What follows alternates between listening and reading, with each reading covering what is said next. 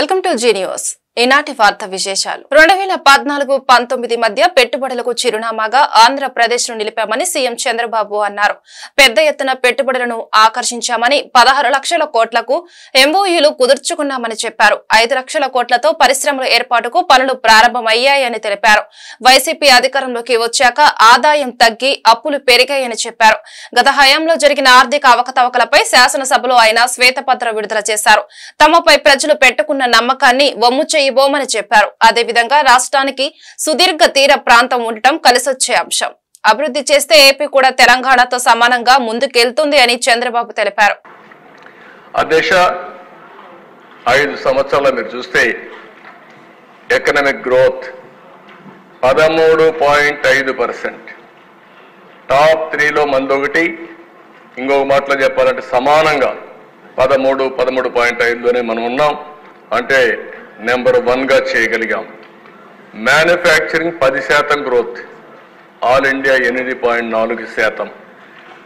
Primary sector అంటే వ్యవసాయం అనుబంధం 16% ఇది చేశాం. అందులో కూడా దేశ అక్వాకల్చర్ 29.6% గ్రోత్ వచ్చింది. ఇంకో పక్కన దేశ 7,72,000 మందికి ఉద్యోగాలు వచ్చాయి. ఇంకో పక్కన స్టేట్ ఓన్ రెవెన్యూ గ్రోత్ మన ఆదాయం 13.2% పెరిగింది. దేశంలో second fastest among major states అన్నింటిలో కూడా మంది 2వ రాష్ట్రంగా ముందుకు పోయాం.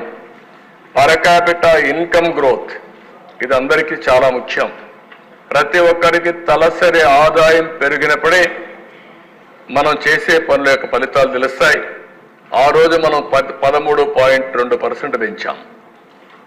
ఆల్ ఇండియా లెవెల్లో 9.7%. అంటే ఆల్ ఇండియా కంటే మీరు చూస్తే 3.5% తలసరి ఆదాయం పెంచిన రాష్ట్రం మన రాష్ట్రం. ఆ రోజు తెలంగాణ కంటే కూడా ఆల్ పారామీటర్స్లో మనం ముందుకు పోతున్నాం. తెలంగాణ ఎందుకంటే బెస్ట్ ఎకో సిస్టమ్ ఉంది, ఆటో పైలట్లో ఉంది, వాళ్ళు ఎవరు డిస్టర్బ్ చేయలేదు. మనం దాంతో సమానంగా పోవాలనే ఉద్దేశంతో వెళ్ళాం. Strong foundation. కార్గిల్ యుద్ధంలో అత్యంత ధైర్య సాహసాలు ప్రదర్శించి పాకిస్తాన్ ముష్కరలను అంతమొందించి అమరులైన జవానుల వీరగాథను యువత ఆదర్శంగా తీసుకోవాలని గుంటూరు తూర్పు పశ్చిమ ఎమ్మెల్యేలు మహ్మద్ నజీర్ అహ్మద్, గల్లా మాధవి పిలుపునిచ్చారు. కార్గిల్ విజయ్ దివస్ ఆదర్శంగా తీసుకుని నేటి తరం దేశభక్తి, జాతీయ సమైక్యతను పెంపొందించుకోవాలన్నారు. కార్గిల్ విజయ్ దివస్ రజతోత్సవ కార్యక్రమం పురస్కరించుకొని సెంట్రల్ బ్యూరో ఆఫ్ కమ్యూనికేషన్ సమాచార ప్రసార మంత్రిత్వ శాఖ నాటి యుద్ధ సన్నివేశాలతో ఉన్న చిత్ర ప్రదర్శన గుంటూరు అంబేద్కర్ భవన్ లో శుక్రవారం ఘనంగా నిర్వహించింది. ఈ కార్యక్రమాన్ని గుంటూరు తూర్పు పశ్చిమ ఎమ్మెల్యేలు మహ్మద్ నజీర్ అహ్మద్, గల్లా మాధవి లాంఛనంగా ప్రారంభించారు. ఈ మేరకు ఎమ్మెల్యేలు ఈ చిత్ర ప్రదర్శనను ఆసక్తిగా తిలకించారు. అనంతరం జరిగిన సభలో నజీర్ అహ్మద్, గల్లా మాధవి మాట్లాడుతూ ఆర్మీలో పనిచేసే వారికి సమాజంలో మంచి గౌరవం లభిస్తుందన్నారు. అలాగే యువత రాజకీయాల్లోకి రావాలని ఆహ్వానించారు. ఈ కార్యక్రమంలో CBC ADG Rajendra Chaudhary, NCC Guntur administrative officer Deepak Kumar Sharma, NCC group commander SM Chandrashekhar, project officer Ramesh Chandra పాల్గొన్నారు.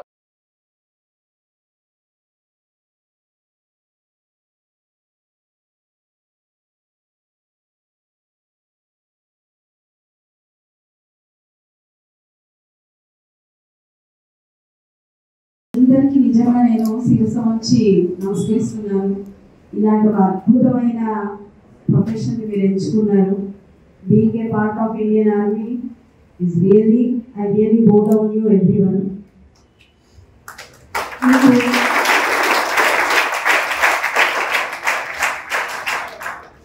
మీరు the real heroes of India. నిజంగా ఎంతమందికి అంటే అప్కమింగ్ యూత్ అందరికీ కూడా మీరు చాలా ఇన్స్పిరేషన్ గా ఉన్నారు, ఉండాలి. At this stage you are really an inspiration to the youth of this country. ఎందుకు ఆర్మీలో జాయిన్ అవ్వాలి, దానివల్ల ఏంటి ఉపయోగం? అందరూ కూడా ఫస్ట్ ఆర్మీ అంటే లేదా పోలీస్ డిపార్ట్మెంట్ అంటే ఇంట్రెస్ట్ చూపించరు. ఒక చరిష్మాటిక్ గా ఫీల్ అవడమే తప్ప దాని రెస్పాన్సిబిలిటీ వచ్చేటప్పటికి దే విల్ సెట్ బ్యాక్. అయితే మీరు విత్ ఆల్ ఆర్ట్స్ అన్ని ఆలోచించుకుని ఈ ఫీల్డ్లో నిర్ణయించుకొని ఇక్కడ ఉన్నారు అంటే very big congratulations. You deserve a great applause. So being a part of service, నేను కూడా అంటే you are also on the same road. మీరు సర్వీస్ కోసం వచ్చారు for the people. Even I'm on the same platform. ఒక good governance, good administration, ఒక political సిస్టంలో ఇప్పటిదాకా పొలిటికల్ సిస్టమ్ అంటేనే ఒక బ్యాడ్ నేమ్ ఉంది. I would just like to break the stereotypes and set a path for the upcoming students or upcoming youth to take part as a politician, as a professional. I do my best. మీరు కూడా just set an example. మీరు ఏదైతే ఆలోచించుకొని ఇందులోకి వచ్చారో అది చివరి దాకా ఆ ఎసెన్స్ని మీ మైండ్లో పెట్టుకొని ఇలాగే రన్ అవ్వాలని కోరుకుంటున్నాను. ఇది ఒక అద్భుతమైన డే. కార్గిల్ వార్ అనేది నిజంగా మర్చిపోలేని ఒక వీరత్వంతో కూడుకున్న ఒక యుద్ధం మన భారతదేశంలో జరిగింది. మనం ఘన విజయాన్ని సాధించాము. ఎందరో వీరులు త్యాగాన్ని మనం చూసాము.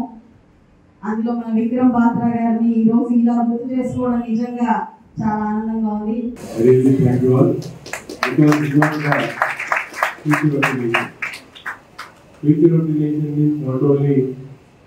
ఎడ్యుకేషన్లోనే కాదు, the course which you are joining and the way మీరు సర్వ్ చేయాలనే ఆలోచనతో ఈరోజు ఎన్సీసీలో చేరడం జరిగింది. Otherwise you are having a very good opportunities out of this world.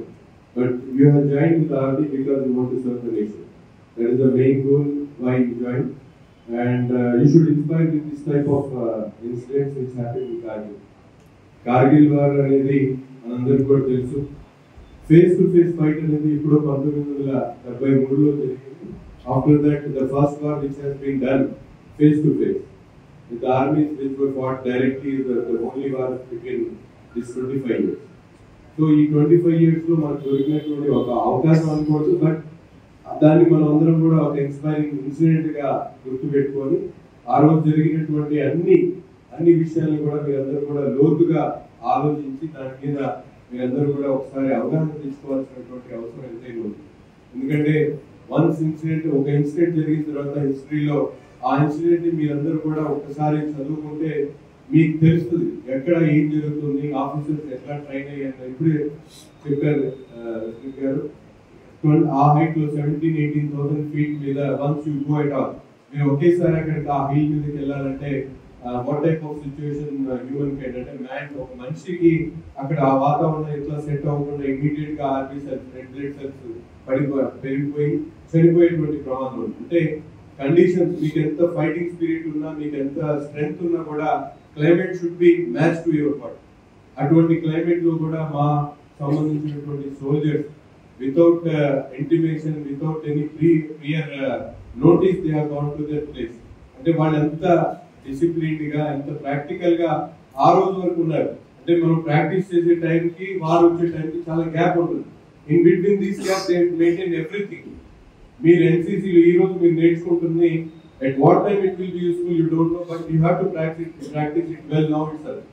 మీరు ఎప్పుడో జరుగుతున్నటువంటి వారికి మీరు ఇప్పుడు చేస్తున్నటువంటి ప్రాక్టీస్ కానీ మీరు ఇప్పుడు చేస్తున్నటువంటి ఎన్నికల సమయంలో ఓట్ల కోసం అమలు కాని హామీలు ఇచ్చి చంద్రబాబు ఇప్పుడు వాటిని అమలు చేయడం లేదని వైసీపీ అధినేత వైఎస్ జగన్మోహన్ రెడ్డి ఆరోపించారు.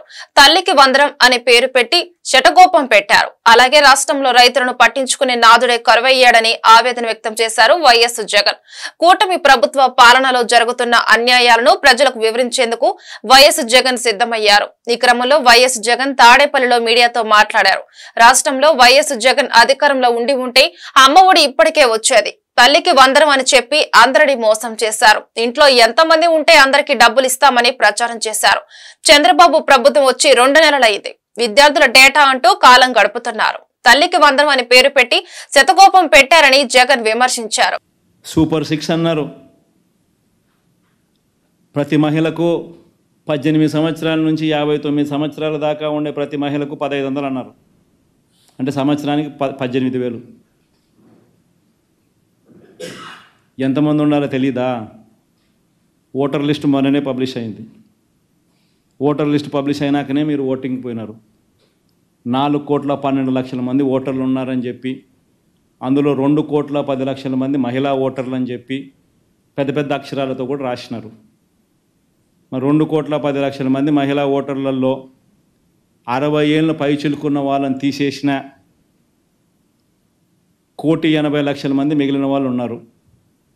మళ్ళీ 1,80,00,000 మంది మహిళలు మాకు 1,500 ఎప్పుడు ఇస్తావయ్యా నాయన, మాకు ఇప్పటికే 2 నెలలు అయిపోయింది, నెల 1,500 ఇస్తానన్నావు, ఇప్పటికే 2 నెలలు అయిపోయిందని చెప్పి మా అక్కచెల్లెమ్మలు అడుగుతూ ఉన్నారు.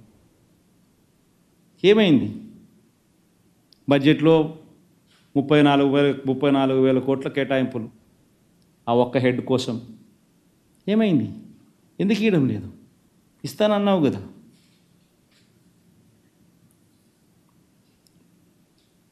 ప్రతి నిరుద్యోగికి 3,000 అన్నావు, ప్రతి నిరుద్యోగికి 3,000 అన్నావు.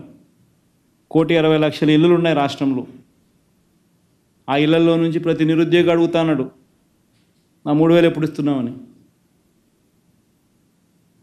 బడ్జెట్ లేదు, కేటాయింపులు లేదు, ఇచ్చేది లేదు. చివరికి మత్స్యకార భరోసా, అది ఎప్పుడు అసలు మత్స్యకార భరోసా అనే పథకం ఏంది? వేట నిషేధ సమయంలో ఆ మత్స్యకారులు ఇబ్బంది పడకుండా, ఆ కుటుంబాలు ఇబ్బంది పడకుండా వాళ్ళకి ఇచ్చే సొమ్ము. జగనే ఉంటే 10,000 రూపాయలు ఆ ఏప్రిల్ 15 నుంచి జూన్ 15 లోపు ప్రతి సంవత్సరం క్రమం తప్పకుండా జగన్ ఇచ్చాడు. నువ్వు 20,000 ఇస్తానన్నావు, జగన్ 10 కాదు నేను 20 ఇస్తానన్నావు. జూన్ 15 దాటిపోయి నెల అయిపోయింది, నెలన్నర అయిపోయింది, దగ్గర నెల దాటిపోయింది. ఆ డబ్బు వాళ్ళకు ఇవ్వాల. ఇవన్నీ అంశాలను ప్రశ్నించడానికి ప్రజలు సన్నద్ధమవుతారని భయపడి, రోడ్డెక్కుతారని భయపడి ఈరోజు వైట్ పేపర్ల పేరుతో రోజుకొక వైట్ పేపర్ అంటావు, రోజుకొక అబద్ధం ప్రచారం చేస్తూ ఉన్నావు. సౌదీ అరేబియాలో దుర్భర జీవితం గడుపుతున్న వీరేంద్ర కుమార్ ను మంత్రి నారా లోకేష్ కాపాడారు. మంత్రి ఆదేశాలతో ఆయన్ను ఎడారి నుంచి స్వస్థలానికి తీసుకొచ్చే ఏర్పాట్ల బాధ్యతను ఎన్ఆర్ఐ టీడీపీ విభాగం తీసుకుంది. నకిలీ ఏజెంట్ చేతిలో మోసపోయి దుర్భర జీవితం గడుపుతున్నారంటూ ఇటీవల వీరేంద్ర కుమార్ సోషల్ మీడియాలో వీడియో పోస్టు చేశారు. ఖతార్లో ఉద్యోగం ఇప్పిస్తామని మోసగించి సౌదీలోని ఎడారిలో ఒంటెల మధ్య తనని పడేశారని ఆవేదన వ్యక్తం చేశారు. తీవ్ర అనారోగ్యంతో బాధపడుతూ బతకలేకపోతున్నారని చెప్పారు. వీరేంద్ర వీడియో చూసి స్పందించిన మంత్రి నారా లోకేష్ ధైర్యంగా ఉండాలని, స్వస్థలానికి తిరిగి తీసుకొచ్చే బాధ్యత తనదని హామీ ఇచ్చారు. ఈ క్రమంలో ప్రస్తుతం బాధితుడిని స్వస్థలమైన కోనసీమ జిల్లాలోని ఇసుకపూడికి తీసుకువస్తున్నారు. వీరేంద్ర శుక్రవారం ఉదయం శంషాబాద్ విమానాశ్రయానికి చేరుకున్నారు. ఆయనకు సోదరి లక్ష్మితో పాటు స్నేహితులు, కుటుంబ సభ్యులు స్వాగతం పలికారు. తనను రక్షించిన మంత్రి లోకేష్ తెలుగుదేశం ఎన్ఆర్ఐ విభాగానికి వీరేంద్ర కృతజ్ఞతలు తెలిపారు. వీరేంద్ర కుమార్ అండి, నేను ఒక ఏజెంట్ ఖతర్ అని చెప్పి ఖతర్ తీసుకొచ్చి అక్కడి నుంచి సౌదీ అరేబియా తీసుకొచ్చేసారండి ఎడారిలోకి. నేను ఈ నెల 10వ తారీఖున వచ్చానండి ఖతరు. అక్కడి నుంచి 11వ తారీఖున సాయంకాలం నన్ను సౌదీ అరేబియా ఎడారిలోకి తీసుకొచ్చేసారండి. అక్కడ ఆ బాబా నన్ను 4 రోజులు ఉంచుకుని సౌదీ అరేబియాలో ఇంకా చాలా దూరంలో తీసుకొచ్చి పడేయారండి ఎడారిలోని. నాకు 11వ తారీఖు నుంచి ఇప్పుడు వరకు నాకు ఆరోగ్యం ఏం బాగోలేదండి. రక్తంతో వాంతులు అయిపోతున్నాయి, ముక్కులంటే రక్తం వచ్చేస్తుందండి. ఇప్పుడు వరకు బాత్రూమ్కి వెళ్ళలేదండి, నేను బాత్రూమ్ రావట్లేదండి. చాలా ఇబ్బందులు ఎదుర్కొన్నానండి. ఎవరైనా పెద్ద మనిషితో నాకు సాయం చేయండి. నన్ను ఈ నరకం నుంచి నన్ను కొంచెం బయటపడండి. నన్ను ఇక్కడ తీసుకొచ్చిన ఏజెంట్కి నేను వీసాకి 1,70,000 ఇచ్చానండి.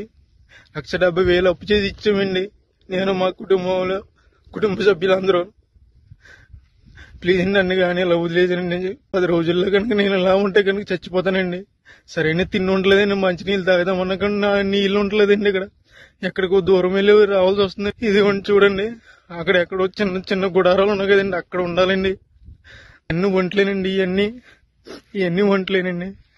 ప్లీజ్ అండి, నన్ను ఇక్కడ నుంచి కాపాడండి కొంచెం, ప్లీజ్ అండి. ఎవరొకరు సాయం చేయండి నాకు, ప్లీజ్ అండి. సార్ నేను ఇలా సౌదీ అరేబియా డెజర్ట్ లో ఇరుక్కుపోయిన స్ట్రక్ అయిపోయాను కదా సార్. నేను లోకేష్ గారికి రిక్వెస్ట్ పెట్టిన తర్వాత ఆయన చాలా ఫాస్ట్గా రియాక్ట్ అయ్యారు సార్. రియాక్ట్ అయిన వెంటనే ఇక్కడ డాక్టర్ వేమూరి గారికి ఆదేశాలు ఇచ్చారంట సార్.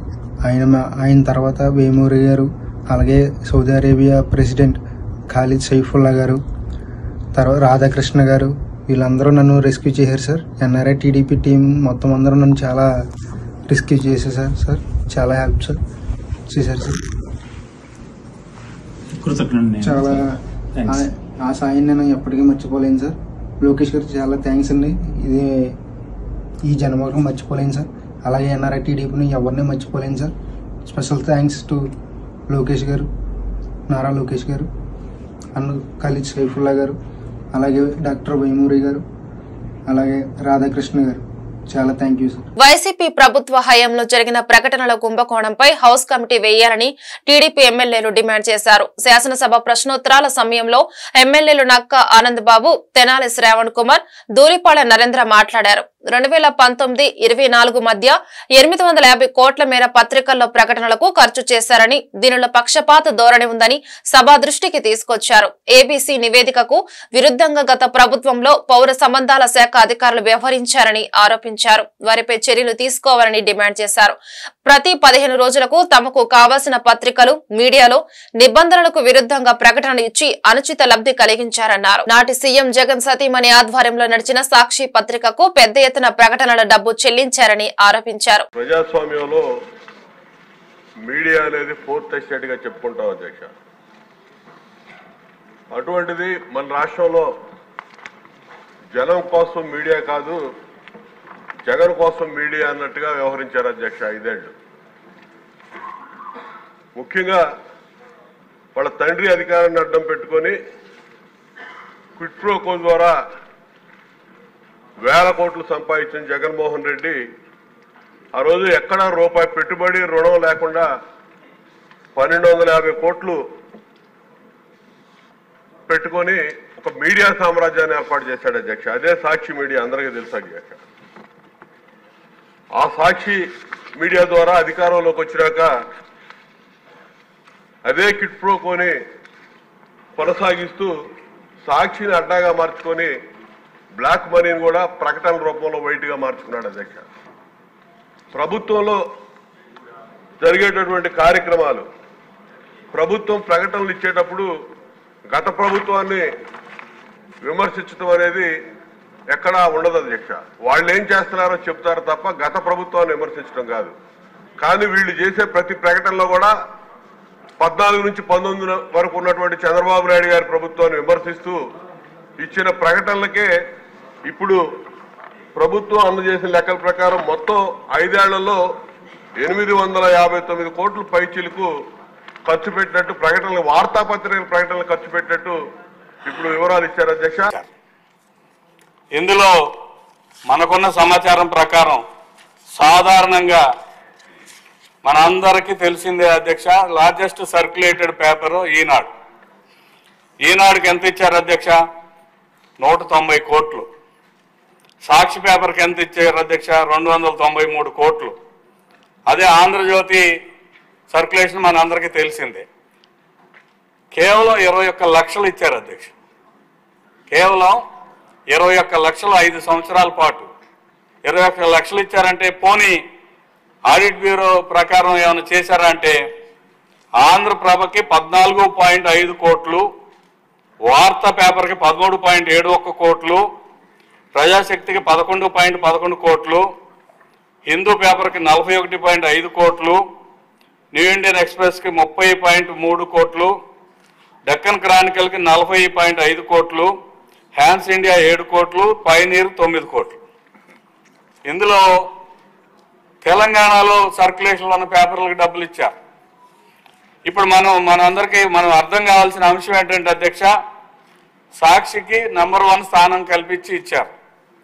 పోనీ ఏబీసీ రిపోర్ట్ కానీ మీరు తీసుకుంటే, డీటెయిల్స్ తీసుకుంటే ఈ రోజు కూడా ఈనాడే ఉంది. పునర్విభజన చట్టానికి కట్టుబడి ఇప్పటికైనా ఏపీ ప్రత్యేక హోదా ఇవ్వాలని వైఎస్ఆర్సీపీ ఎంపీ నిరంజన్ రెడ్డి డిమాండ్ చేశారు. పార్లమెంటు వేదికగా అన్ని రాష్ట్రాల ఎంపీల సమక్షంలోని ఏపీకి హామీలు ఇచ్చారని గుర్తు చేశారు. కాగా రాజ్యసభలో కేంద్ర బడ్జెట్ పై చర్చ జరిగింది. ఈ సందర్భంగా ఎంపీ నిరంజన్ మాట్లాడుతూ ఏపీ పునర్విభజన చట్టానికి కట్టుబడి ఉన్న మన కేంద్ర ప్రభుత్వం ఇచ్చిన అన్ని హామీలు నిలబెట్టుకోవాలి. రాజ్యసభలో నాటి ప్రధాని ఏపీకి ప్రత్యేక హోదా హామీ ఇచ్చారు. ఇప్పటికైనా ఈ హామీని నిలబెట్టుకోవాలి. అన్ని రాష్ట్రాల ఎంపీల సమక్షంలోనే ఏపీకి హామీలు ఇచ్చారు. ఏపీకి ఇచ్చిన హామీలు అమలు చేయకుంటే రేపు వేరే రాష్ట్రానికి ఇదే పరిస్థితి వస్తుంది. కేంద్ర ప్రభుత్వం నగరాల అభివృద్ధి ప్రణాళిక లోపయిష్టగా ఉంది. ఏఐ వల్ల అనేక ఉద్యోగాలు పోయి ప్రమాదం ఉంది. అయితే ఏఐ నేర్చుకుంటే పెద్ద ఎత్తున కొత్త అవకాశాలు వస్తాయి. ఏఐ టెక్నాలజీలో యువతకు ప్రత్యేక శిక్షణ ఇవ్వాలి అని డిమాండ్ చేశారు. AP Reorganization Act, any assurance made on the floor of the Parliament, sir, comes under that assurance committee. You are fully aware, sir. Sir, this assurance made for providing certain benefits to the state of Andhra Pradesh were made by the finance minister in the Council of States. I'll request 15 seconds more, sir. So because I have heard a lot of my friends complain about Andhra being singled out for certain special benefit. My colleague, my party leader, Mr. Vijay Sai Reddy, made a different point. I am only saying one thing, sir. The point I am making is, these assurances need to be complied with. If the first step has been taken, though it is a half measure or a no measure, I want the government to do more, sir, for ensuring that they keep up with their promise of AP Reorganization Act assurances given. None of the other states can have a grouse, and none of them actually did, sir. I'm grateful to all of them, because the assurance was given in the Council of States by the Honorable Prime Minister in the presence of representatives of every state. So all the states were witness to an assurance made. If something made to the state of Andhra Pradesh is not complied with today, it can happen to the others tomorrow. I am grateful to everybody, because everybody said we have no grouse. Thank you so much for the opportunity. నిరుద్యోగులకు ఎటువంటి షరతులు లేకుండా ప్రతి నెల నిరుద్యోగ భృతి 3000 ఇవ్వాలని AIYF రాష్ట్ర అధ్యక్షులు పరుచూరి రాజేంద్ర, జిల్లా అధ్యక్షులు జంగాల చైతన్య డిమాండ్ చేశారు. ఎన్నికల ముందు రాష్ట్ర ముఖ్యమంత్రి నారా చంద్రబాబు నాయుడు నిరుద్యోగులకు ఇచ్చిన హామీని నిలబెట్టుకోవాలని అన్నారు. ఇంట్లో పెన్షన్ ఉన్నా 10,000 ఆదాయం ఉన్నా నిరుద్యోగ భృతి ఇవ్వబోమని ఎన్డీఏ కూటమి ప్రభుత్వం చెప్పడం దుర్మార్గమన్నారు. గుంటూరు కొత్తపేటలోని ఏఐవైఎఫ్ జిల్లా కార్యాలయంలో ఏర్పాటు చేసిన మీడియా సమావేశంలో వారు మాట్లాడుతూ నిరుద్యోగ భృతి లబ్ధిదారులకు వయో పరిమితి సడలించాలన్నారు. కేంద్ర ప్రభుత్వం పరిధిలో ఖాళీగా ఉన్న 30 లక్షల పోస్టులను తక్షణమే భర్తీ చేయాలన్నారు. ప్రభుత్వ రంగ సంస్థలను ప్రైవేటీకరణ చేయడం వెనుక కార్పొరేట్ కుట్ర దాగి ఉందన్నారు. ఈ సమావేశంలో ఏఐవైఎఫ్ జిల్లా ప్రధాన కార్యదర్శి షేక్ వలీ తదితరులు పాల్గొన్నారు. కేంద్ర ప్రభుత్వమైనా రాష్ట్ర ప్రభుత్వమైనా ఎన్నికల్లో హామీలో ఇచ్చిన భాగంగా 2 కోట్ల ఉద్యోగాలు ఇస్తారని నరేంద్ర మోదీ గారు ఈ దేశంలో ఉన్న యువతను కూడా ఏ విధంగా అయితే మోసం చేశారో అదేవిధంగా ఈ రాష్ట్ర ప్రభుత్వం కూడా యువతకి పెద్దపీట వేస్తారని, నిరుద్యోగ భృతి ఇస్తారని అధికారంలోకి వచ్చిన తర్వాత నిరుద్యోగ భృతిని ఏ విధంగా అయితే వాళ్ళు ఇవ్వలేక వాళ్ళు ఏం చేస్తూ ఉన్నారంటే అనేక రకాలైన నిరుద్యోగ వృత్తిలో ఈ 10,000 రూపాయలకు మించి ఉండకూడదు, వృద్ధాప్య పెన్షన్ ఇంట్లో ఎవరికి ఉండకూడదు అని కొత్త ఎలక్షన్ల ముందు మీరు ఓటు అడిగే ముందు చంద్రబాబు గారు కానివ్వండి, డిప్యూటీ సీఎం పవన్ కళ్యాణ్ గారు కానివ్వండి, ఇవన్నీ ఆంక్షలు పెట్టకుండానే ఏ బిడ్డకైనా నీకు 18, నీకు 15, నీకు 15 అని చెప్పి గతంలో మినిస్టర్లకు ప్రజెంట్ మినిస్టర్గా ఉన్నారు కూడా చెప్పారు. కానీ ఆచరణలో కూడా చూస్తే ఇప్పుడు దాని సోషల్ మీడియాలో ఎక్కువ ట్రోల్ అవుతుంది. కాబట్టి ఏదో లోకేష్ గారు ఒక అడుగేసి ఏదో మేము అందరి పిల్లలకి ఇస్తామన్నారు కానీ ప్రైవేట్ స్కూల్కి పిల్లలకి గవర్నమెంట్ స్కూల్ పిల్లలకంటే దాని మీద స్పష్టత లేకుండా మాట్లాడారు. కాబట్టి ఇప్పటికైనా ఆత్మశుద్ధి చేసుకొని ఎన్నికలకు ముందు మీరు ఏవైతే వాగ్దానాలు చేశారో ఆ సూపర్ 6ని కొనసాగించాలని అఖిల భారతీయ సమాఖ్యగా విజ్ఞప్తి డిమాండ్ చేస్తూ ఉన్నాం. పేరు పరుచూరి రాజేంద్ర, ఏఐవైఎఫ్ రాష్ట్ర అధ్యక్షులు. రాష్ట్ర ప్రభుత్వం ఎన్నికలకు ముందు చెప్పినటువంటి పద్ధతుల్లో ఎటువంటి షరతులు లేకుండా నిరుద్యోగులందరికీ నిరుద్యోగ భృతి ఇవ్వాలని చెప్పేసి అఖిల భారత యువజన సమాఖ్య ఏఐవైఎఫ్గా మేము కోరుతా ఉన్నాం. ఆనాడు ఎన్నికల సమయంలో సూపర్ 6 మేనిఫెస్టోలో భాగంగా నిరుద్యోగులందరికీ నిరుద్యోగ భృతి 3,000 రూపాయలు ఇస్తామన్నారు. ఈరోజేమో ఇంట్లో పెన్షన్ వస్తే నిరుద్యోగ భృతి ఇవ్వం, 10,000 ఆదాయం ఉంటే నిరుద్యోగ భృతి ఇవ్వమనేటువంటి పద్ధతిలో ప్రకటనలు చేయడం సరైనటువంటి పద్ధతి కాదు. ఎన్నికల్లో ఇచ్చినటువంటి హామీ ప్రకారం నిరుద్యోగులందరికీ కూడా ఎటువంటి షరతులు లేకుండా 3,000 రూపాయలు నిరుద్యోగ భృతి ఇవ్వాలని అఖిల భారత యువజన సమాఖ్య ఏఐవైఎఫ్గా మేము కోరుతా ఉన్నాం. అదేవిధంగా నిరుద్యోగ భృతికి వయో పరిమితి 35 సంవత్సరాలకే పెట్టారు. కానీ ప్రభుత్వ ఉద్యోగాలకు సంబంధించినటువంటి వయో పరిమితి 45 సంవత్సరాలుగా ఉంది. కాబట్టి నిరుద్యోగ భృతికి సంబంధించినటువంటి నిరుద్యోగుల వయో పరిమితిని కూడా 45 సంవత్సరాలకి పెంచాలని చెప్పేసి కూడా ఈ సందర్భంగా మేము కోరుతా ఉన్నాం. అదేవిధంగా కేంద్రంలో ఉన్నటువంటి నరేంద్ర మోడీ ప్రభుత్వం మొదటిసారి ఎన్నికల్లో 2 కోట్ల ఉద్యోగాలు ఇస్తామన్నారు. ఇప్పటికి 3 ఎన్నికల్లో మూడోసారి విజయం సాధించి అధికారంలోకి వచ్చినటువంటి పరిస్థితుల్లో ఇప్పటికీ ఏ ఒక్క ఉద్యోగం ఇవ్వకపోగా ప్రభుత్వ రంగ సంస్థలన్నింటినీ ప్రైవేటు వ్యక్తులకు ధారాదత్తం చేస్తున్నటువంటి నేపథ్యంలో ఇప్పటికైనా దేశవ్యాప్తంగా ఉన్నటువంటి నిరుద్యోగులకి ఏం న్యాయం చేస్తారో చెప్పాలని చెప్పేసి మేము కోరుతా ఉన్నాం. అదేవిధంగా ప్రభుత్వ రంగ సంస్థల్లో కేంద్ర ప్రభుత్వ శాఖల్లో 30 లక్షల ఉద్యోగాలు ఉన్నాయని ఆల్రెడీ పార్లమెంట్లో ప్రకటన చేయడం జరిగింది. ఆ ఉద్యోగాల భర్తీకి ఏ రకంగా నోటిఫికేషన్ ఇస్తారని కూడా అఖిల భారత యువజన సమైక్య ఏఐవైఎఫ్గా మేము కోరుతా ఉన్నాం. అన్నమయ్య జిల్లా మదనపల్లి సబ్ కలెక్టర్ కార్యాలయంలో ఫైల్స్ దహనం కేసుల విచారణ కొనసాగుతుందని రెవెన్యూ శాఖ ప్రత్యేక ప్రధాన కార్యదర్శి ఆర్పి సిసోడియా తెలిపారు. మదనపల్లి నుంచి విజయవాడ వెళ్తూ అన్నమయ్య జిల్లా కలెక్టరేట్ ను సందర్శించిన ఆయన అధికారులతో సమావేశమై రెవెన్యూ శాఖ రికార్డులపై పలు సూచనలు చేశారు.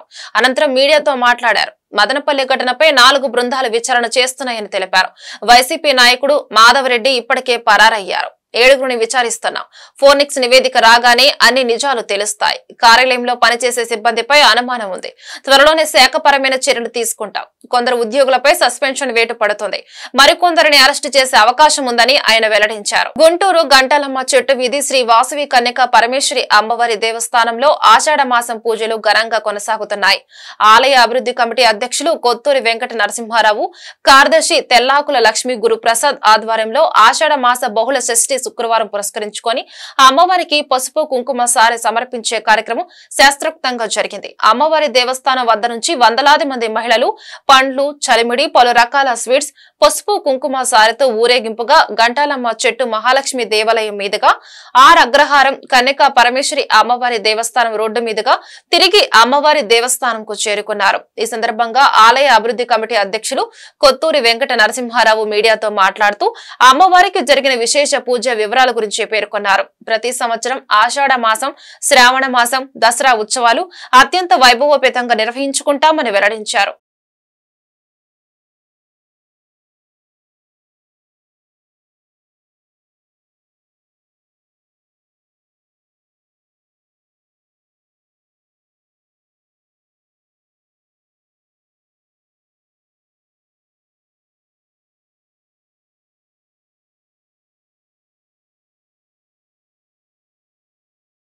జై వాసవి గుంటూరు గంటలమ్మ చెట్టు వీధిలో వేంచేసి ఉన్న శ్రీ వరప్రదాయని వాసవి కన్యకా పరమేశ్వరి అమ్మవారి దేవస్థానంలో 162వ ఆషాఢ మాసం సందర్భంగా అమ్మవారికి ఈ రోజున మహిళామణులచే 102 రకముల ప్రసాదాలతోటి అమ్మవారికి సారె సమర్పించడం జరిగింది. ఆ సారెలో పట్టు చీరలు, చిలకలు, గోరింటాకు, గాజులు, సలిమిడి, అనేక రకమైన పండ్లు, పూల రకములతోటి తీసుకొని 102 మంది మహిళలు గుంటూరు పట్నం బజారు, లాలాపేట, కన్యకా పరమేశ్వరి దేవస్థానం, గంటలమ్మ చెట్టు దేవస్థానం అలా నగర ప్రదక్షిణ చేసుకుంటూ అమ్మవారి దేవాలయానికి చేరుకొని ఈ యొక్క సారెను అమ్మవారికి సమర్పించడం జరిగింది. దీనివల్ల అమ్మవారు మనకి ఒక ఆశీస్సులు అందిస్తారు. దేశం, రాష్ట్రం, పంటలు బాగుండాలని, అమరావతి రాజధాని బాగా డెవలప్మెంట్ కావాలని, మనమందరం ఐకమత్యంగా ఉండి వ్యాపారాలు బాగా చేసుకుంటూ అమ్మవారిని కొలుస్తూ అమ్మవారి ఆశీస్సులు పొందాలని చెప్పి మా కమిటీ వారి నిర్ణయం తీసుకోవడం జరిగింది. దీనికి గుంటూరు నగర ప్రజలు, భక్తులు, డోనర్స్, వాలంటీర్స్, లేడీ వాలంటీర్స్ అందరూ కుటుంబ సమేతంగా వచ్చి అమ్మవారిని దర్శించి తీర్థప్రసాదాలు స్వీకరించి అమ్మవారికి సారె సమర్పిస్తున్నారు. ఈరోజు రాత్రి 8 గంటల వరకు కూడా అమ్మవారికి సారె సమర్పించడం జరుగుతూ ఉంది. అలాగే మా దేవాలయం నందు ప్రతి శుక్రవారం కూడా నగర ఆలయ ప్రదక్షిణలో చేస్తూ ఉన్నాము. వాటిలో కూడా పాల్గొనవచ్చు.